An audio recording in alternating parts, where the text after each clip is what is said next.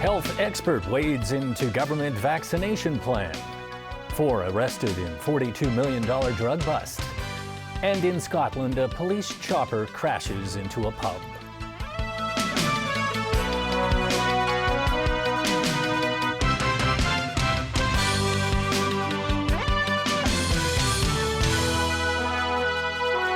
Good evening. Infectious disease expert Yoon Kwok-yong says from a public health point of view, the booster shot for pneumococcal infection may not be necessary, but he stressed no health issue is too trivial when it comes to people's loved ones. From Monday, children aged between 2 and 5 who are considered high risk will be able to get a free PCV13 shot if they hadn't received it already. A group of health experts had earlier decided against this option. But speaking to TVB News today, infectious diseases expert Yoon Kwok-yong said the government had to consider social and political factors on top of the science to make its decisions. There is some data to suggest that there is some benefit, but the amount of benefit is not that clear, especially that the incidence of invasive pneumococcal disease in Hong Kong is actually less than that of United Kingdom or United States. And especially because of these reasons, the scientific committee in Hong Kong is not completely for the vaccination in terms of the angle of public health and cost effectiveness. But while on the basis of personal protection, individual patient protection, well, there is enough biological reasons to say that there is increased protection. Yoon pointed out that there are 90 different serotypes of Streptococcus pneumonia, so even when kids are protected from the current killer, serotype 3, there's no guarantee the other serotypes won't become deadly as well. He said as far as public health is concerned, what's most important is to maintain a high level of hygiene and make sure people are correctly informed. For example, in 2011, 21 children under the age of 5 were hospitalized with pneumococcal infection with 2 deaths. Compared with 16 hospitalized and 2 deaths so far this year, Yoon said there's clearly no outbreak. The government will be covering the costs of the PCV13 vaccine plus a $50 injection charge, but it will not put a cap on how much private doctors can charge for it. Today, the health chief explained why.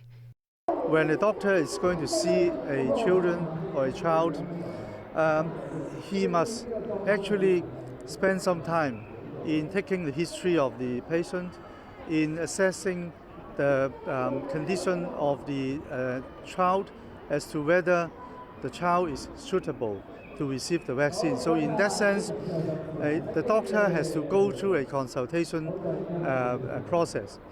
Ko also said the government will release as much information on costs to the public as possible so people can judge for themselves whether they want to go public or private.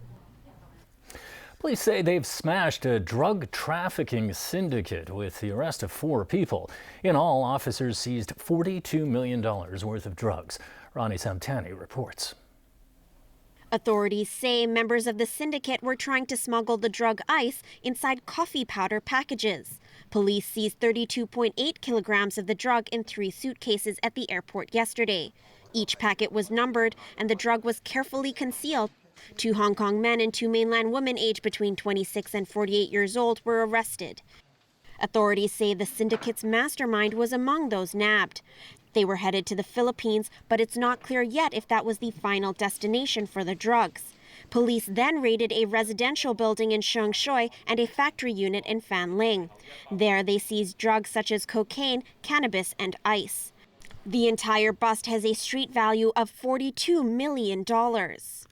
Officers believe they have smashed a drug trafficking syndicate and have not ruled out more arrests. Ronnie Samtani, TVB News. Dozens of vehicles were left with punctured tires after passing through a section of Tuen Mun Road this morning. Authorities say one single screw was to blame for the chaos. Evelina Leung tells us more. Dozens of vehicles lined up on the side of Tuen Mun Road, all with punctured tires. Most of them were buses and lorries. This unusual incident happened from around 7:30 to 10 this morning. The Transport Department suspects that a screw used to hold together one of the connecting plates on the Yaokamtao to Shangjiang section of the highway was sticking out, and that punctured the tires of the vehicles. This driver said he had never seen anything like this before. An expert believes many large-sized vehicles were affected because of their weight.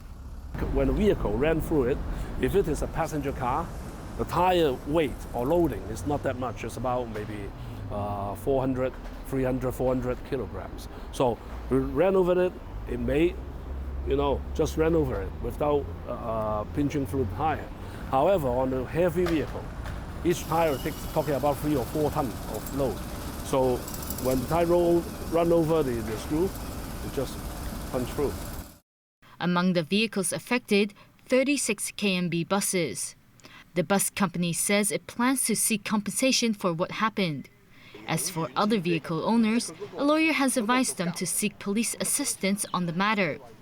Vitas Leung says drivers who were affected can obtain a report on the incident after the police have completed their investigation. If the contractor of the highway is found to be at fault, then they can sue for damages. Leung has also reminded drivers to keep the evidence, such as the punctured tires, for possible legal battles in future. Evelyn Lang, TVB News. Rescuers are scrambling to secure a crash site in Glasgow, Scotland, after a police helicopter fell out of the sky and onto the roof of a pub. More than 100 people were inside at the time of the crash. Police have confirmed one person is dead, and they expect that number to rise. At least 32 others have been taken to hospital. Horror for those enjoying Friday night drinks. It happened while a band was playing at a busy neighborhood pub called the Clutha. Witnesses nearby say the helicopter fell like a stone onto the roof of the building just before 10:30 p.m. local time. I just don't know why. I turned around to face towards the bar. There was like a huge plume of smoke came towards us, a huge bang, and you could hear people screaming. The wreckage of the helicopter was embedded into the roof. Police say 2 police officers and a civilian pilot were on board. Patrons covered in dust and blood rushed out of the building. Before emergency workers were on the scene, bystanders formed a human chain to rescue victims from the debris.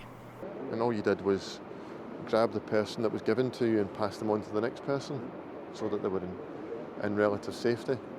Witnesses say many of the survivors seemed to have head injuries. Victims who were pulled from the rubble were rushed to hospital. It's still not clear how many people were trapped inside the pub. Rescuers say they have made contact with others still trapped in the wreckage. Emergency officials say the priority is to make the scene as safe as possible as they try to free survivors. Absolutely. This is a methodical search now. It's a methodical search and a methodical rescue operation. What we don't want to do is work in an environment for casualties that are in the building and for the rescuers that are there.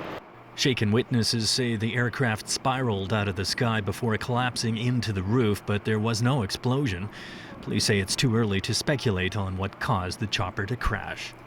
The United States government has advised American air carriers to comply with China's demand that it be told of any flights going through its controversial new maritime air defense zone over the East China Sea. This comes after Beijing sent fighter jets through the zone yesterday. At the same time, US and Japanese military flights were said to be in the area. Alan Bugnier has more. It was the first time since Beijing proclaimed the zone on November 23rd that Chinese and foreign military aircraft were in that area at the same time. Foreign Ministry spokesman Qin Gang said the Chinese jets merely identified the foreign planes and took no further action. He added that normal commercial flights will not be affected by the new air defense identification zone.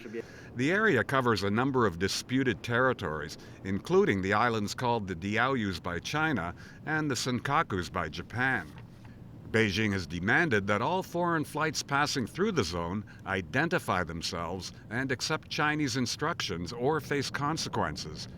So far, the US, Japanese, and South Korean militaries have ignored the demand without incident. Some Japanese commercial carriers have been alerting Chinese authorities, but the Japanese government suggested they not do that in defiance of the new Chinese claim.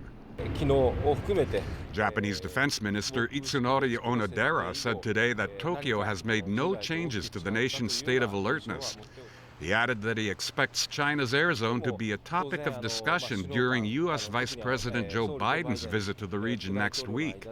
And a message from the U.S. State Department said the government is working to determine if the new rules applied to civil aviation. In the meantime, Washington advised U.S. air carriers to take all steps they deem necessary to operate safely in the East China Sea region. Alan Buckney, TVB News. China is set to launch its lunar lander probe early Monday morning. The Chang'e 3 is expected to be the first spacecraft sent by China to land on the moon's surface. It will blast off from the Xichang Satellite Launch Center at 1:30 a.m. on Monday. The probe will carry a rover vehicle called U2, or Jade Rabbit, to help conduct geological surveys and look for natural resources. It will also test communications technologies. And if all goes well, the Chang'e 3 is expected to touch down on the moon in mid-December. And still ahead in the news. Sparks fly at Population Forum. Villagers step up their campaign in Country Park dispute. And North Korea says elderly American detainee apologizes.